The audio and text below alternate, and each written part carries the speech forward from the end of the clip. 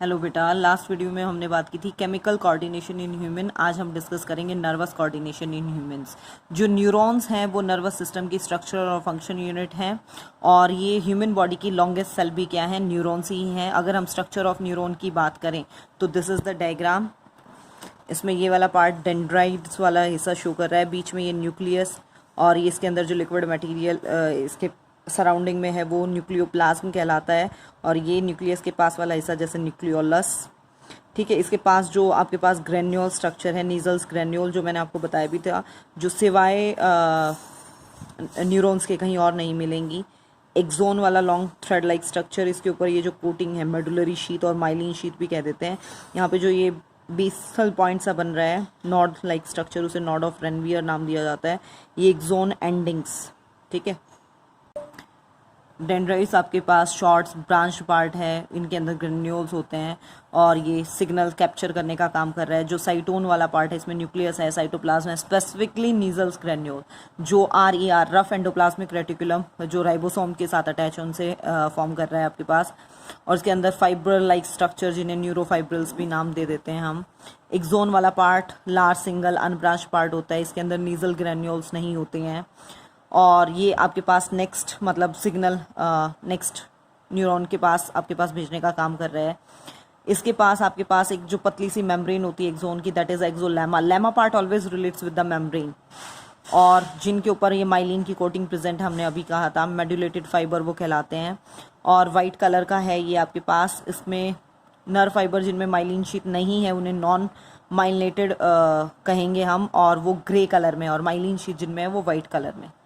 Myelin के बीच में जो इंटरप्शंस हैं, जो गैप है, that is known as node of Ranvier. फिर है आपके पास एक टीलोडेंड्रिया पार्ट। टर्मिनल जो ब्रांच होगी एक्सोन की उसे टीलोडेंड्रिया कहा गया है, और ईच टीलोडेंड्रोन उसमें एक नॉब लाइक स्ट्रक्चर है जिन्हें हम सिनेप्टिक नॉब कहेंगे। यहाँ इस वाले पार्ट में एक फाइबर का एक्सोन वाला पार्ट दूसरे फाइबर नर्व फाइबर के डेंड्राइड वाले पार्ट से अटैच नहीं होता है, उनके बीच में एक गैप प्रेजेंट होता है जिसे हम उस गैप को नाम देते हैं सिनेप्टिक क्लेफ्ट। स्नैप्स क्या है, जंक्शन दो न्यूरॉन्स के बीच में। और न्यूरोट्रांसमीटर, इस सिनेप्टिक क्लेफ्ट में न्यूरोट्रांसमीटर जैसे एसिटाइल कोलिन, सीरोटोनिन, डोपामीन ये रिलीज किए जाते हैं, जिसके बेसिस पे सिग्नल एक न्यूरॉन से दूसरे न्यूरॉन तक जाता है। मेनली होता है एसिटाइल कोलिन सबसे ज़्यादा जो रिलीज होता है। अगर हम न्यूरॉन्स की बात करें तो सेंसरी, मोटर और मिक्स, तीन टाइप के न्यूरॉन हैं। सेंसरी जो सिग्नल कैप्चर करें, कैप्चर करके सेंट्रल नर्वस सिस्टम तक पहुंचाए। मोटर जिनके बेसिस पे जो इफेक्टर ऑर्गन है जिसे काम करना एक्चुअली वो काम करे। और मिक्स्ड क्या है, जो दोनों का काम परफॉर्म करे। अगर टाइप्स ऑफ नर्वस सिस्टम की बात करें तो मेनली यहाँ हम ब्रेन डिस्कस कर रहे हैं। तो ह्यूमन नर्वस सिस्टम के अंदर तीन पार्ट हो गए, central nervous system, peripheral nervous system और autonomic nervous system. Central nervous system में ब्रेन और स्पाइनल कोड। ब्रेन आपके पास क्रेनियम पार्ट से कवर्ड है, स्पाइनल कोड जो है वो वर्टिब्रल कॉलम से कवर्ड हैं। और ब्रेन को फिर से तीन रीजन में हम बांटते हैं, फोर ब्रेन, मिड ब्रेन और हिंड ब्रेन। आई होप बेटा कि जब आपने नोटबुक में वो किया है तो आपको वो कुछ पार्ट याद हैं। फोर ब्रेन में आपके पास तीन हिस्से हैं, ऑल्फैक्टरी लॉब, सेरिब्रम और डाइनसेफेलोन। ऑल्फैक्टरी लॉब मैंने आपको बताया था कि always relates with the smell part, छोटा सा क्यूब शेप्ड है और सेरिब्रम वाले पार्ट से कवर्ड है, और ये स्मेल से रिलेट करता है। सेरिब्रम सबसे बड़ा पार्ट होता है फोर ब्रेन का भी, और पूरे ब्रेन में भी, तीनों पार्ट में भी सबसे बड़ा होता है। दो सेरिब्रल हेमिस्फीयर होते हैं, जो कॉर्पस कैलोसम, दो आपके पास एक रॉड लाइक स्ट्रक्चर मान लीजिए, उससे ये दो हेमिस्फीयर जुड़े हुए होते हैं। ये आपके पास जो सरफेस ऑफ है सेरिब्रल हेमिस्फीयर का वो ग्रे मैटर से, जिसे हम कॉर्टेक्स वाला रीजन जहाँ ग्रे मैटर प्रेजेंट है, और ये हाईली फोल्डेड होता है, मतलब इसके अंदर जो गायरी वाला पार्ट होता है ताकि ज़्यादा से ज़्यादा मेमोरी फॉर्म कर सके। ये चार लॉब ये भी हम डिस्कस कर चुके हैं। ऑसिपिटल लॉब जो विजुअल परसेप्शन से रिलेट है, फ्रंटल लॉब मस्कुलर एक्टिविटी से, parietal touch, smell, temperature, conscious association, temporal वाला ऑडिटरी रीजन से रिलेट है। ये मस्ट आपको एक बार पढ़ना है।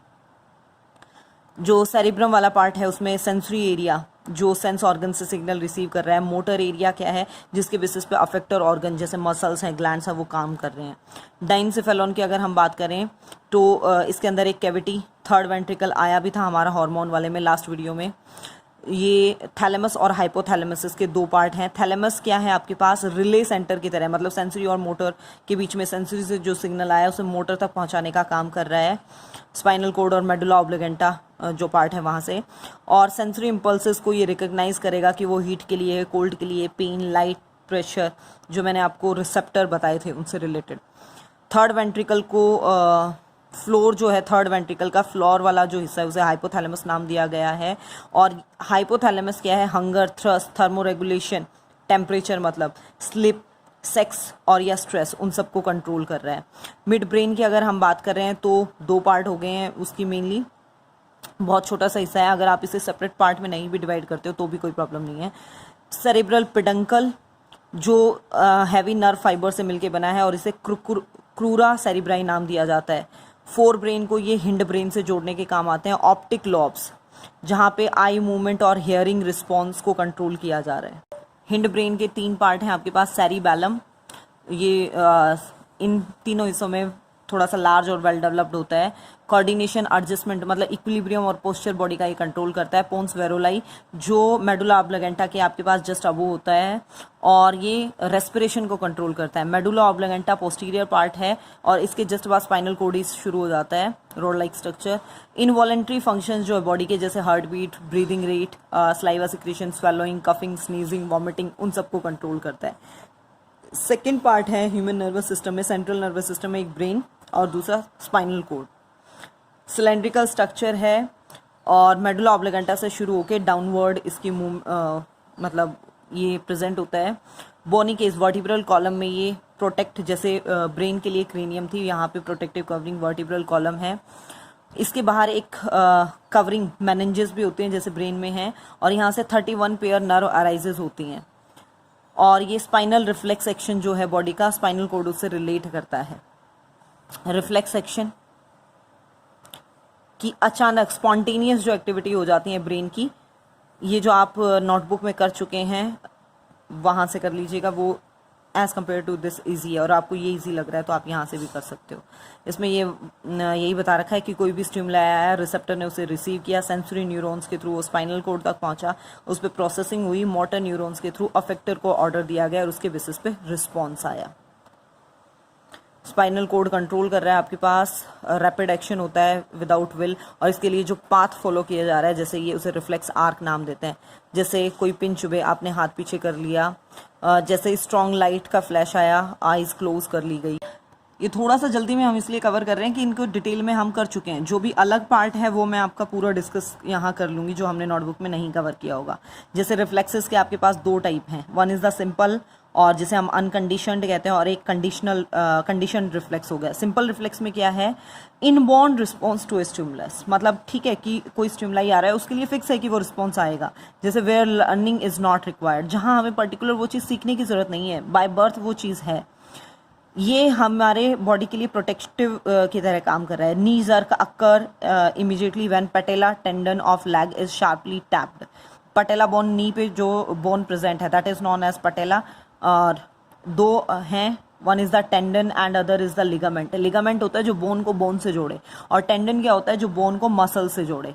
जब भी पटेला से रिलेटेड जो टेंडन है, मतलब मसल्स और बोन के बीच में जो कनेक्शन है, उसमें कुछ भी होता है तो नी जर्क, हमें एकदम घुटने में वो एक जर्क लाइक फीलिंग आती है। क्विक क्लोजिंग ऑफ आईलिड, जब भी आपकी मतलब आंखों पे एकदम से रोशनी डाली जा रही है, कुछ किया जा रहा है, तो क्विक क्लोजिंग, आईलिड एकदम से क्लोज हो रही है।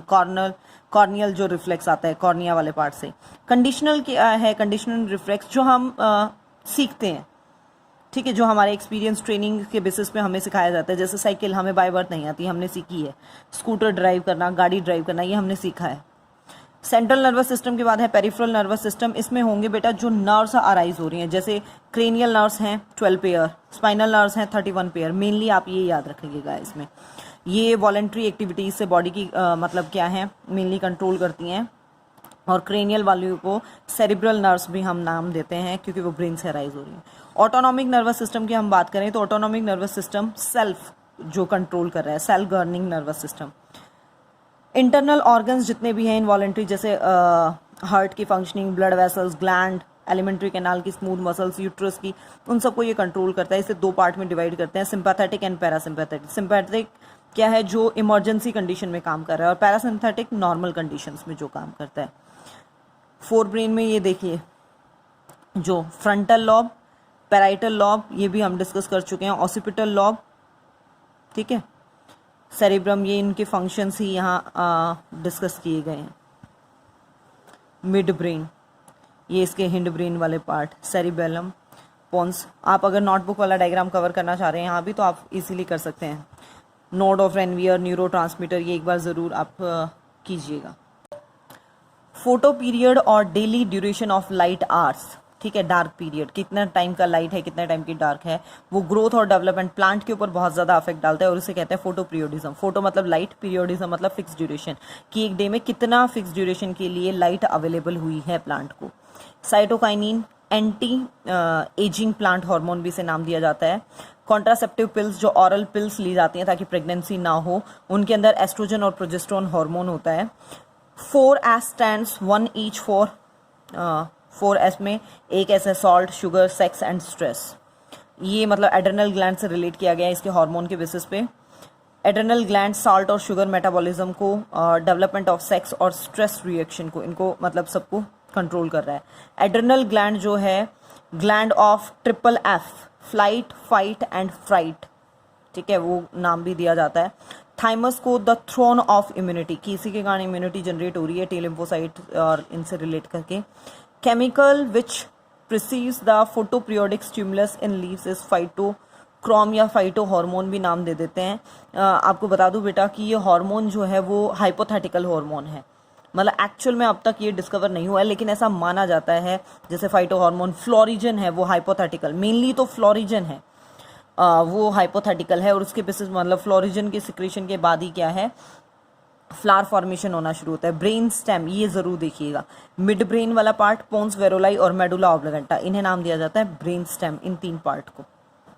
यहाँ रेजोनेंस वाली बुक में से हमारे इस चैप्टर का रिवीजन कंप्लीट होता है, ठीक है। थ्रोली हम चैप्टर कर चुके हैं, जितने भी अलग टर्म्स हैं नोटबुक से अलग हैं, आप उन्हें नोट कीजिए, प्रॉपरली रिवाइज कीजिए। अगर अब भी आप काम नहीं कर रहे हैं तो it become very very difficult for us.